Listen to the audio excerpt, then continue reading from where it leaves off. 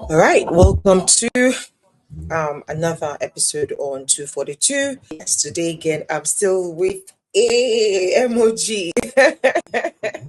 I'm still with Emoji in the emoji Eloka building. today.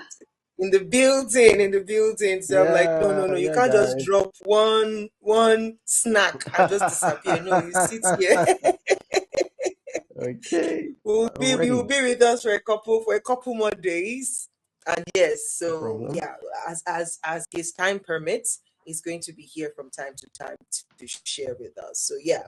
Welcome again, Iluka. Thank you so much for being here. Thank you for yesterday's message. It was so spot on. I'm like, woo, this is so good. I'm so excited. All Always right, a so pleasure. Always a yes, pleasure. today's verse. We're going right into it. So the next 3 days, today, tomorrow, and the next, we are on the same chapter. So guys, we want to sit with this one, right? We're on the same chapter of the book of Romans, chapter 12, right? That's where we are hmm today, tomorrow, and the next. So, man of God, take it away from the first verse for today that we're going into. All right. Okay, so let's just observe a very short prayer, and then we'll go into the breaking of the word. Lord, we thank you. We Right. magnify your name. We thank you, Lord, once again for another opportunity to come before you and to share your word. I'm asking, Lord, that you will pour upon us inspiration that compels understanding. Your word says that there is a spirit in man, and the inspiration of God Almighty giveth them understanding. The moment we receive understanding to comprehend your word, even in Jesus' mighty name. And I ask, Lord, that power will be released to confirm every single thing spoken right now in the mighty name of the Lord Jesus Christ. And God's people say, Amen. Amen. Amen. Amen.